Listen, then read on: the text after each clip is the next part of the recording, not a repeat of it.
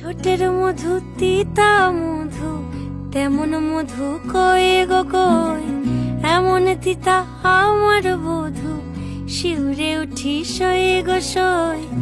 আনবাড়ি যায় আমায় ফেলে বাদল মেঘের ডাকে, একবারও সে ভাবে না গো রায় কি করে থাকে। কি করে রায়, কি করে রায়, কি করে রায়, কি করে এই বুঝি যায়